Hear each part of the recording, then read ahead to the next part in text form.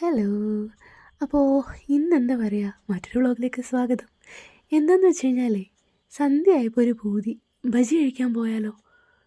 അപ്പോൾ ചേട്ടന്മാരും ചേച്ചിമാരൊക്കെ വീട്ടിലുണ്ടെന്നുണ്ടെങ്കിൽ ഇങ്ങനെയുള്ള കാര്യങ്ങൾക്ക് അവരെ ബുദ്ധിമുട്ടിക്കുക എന്നുള്ളത് എൻ്റെ ഒരു വീക്ക്നെസ്സായിപ്പോയി. എന്നാൽ പിന്നെ എല്ലാവരുമായിട്ട് ബജി കഴിക്കാൻ പോകാം എന്നുള്ളൊരു ആഗ്രഹമായിട്ട് രാത്രി ഷോപ്പ് അടയ്ക്കരുതേ എന്നുള്ള പ്രാർത്ഥനയായിട്ട് എത്തിപ്പെട്ടതാണ് ഈ ബജി കടയിൽ.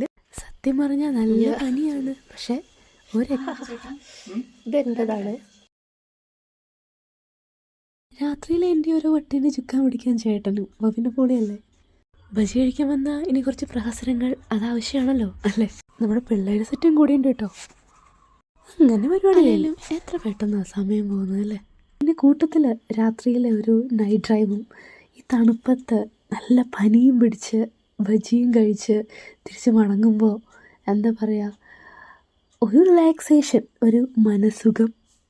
അങ്ങനെ തണുപ്പായി ബജിയായി. അപ്പോൾ അടുത്ത കുട്ടി വ്ളോഗ് കാണാം ഗൈസ്. ബൈ.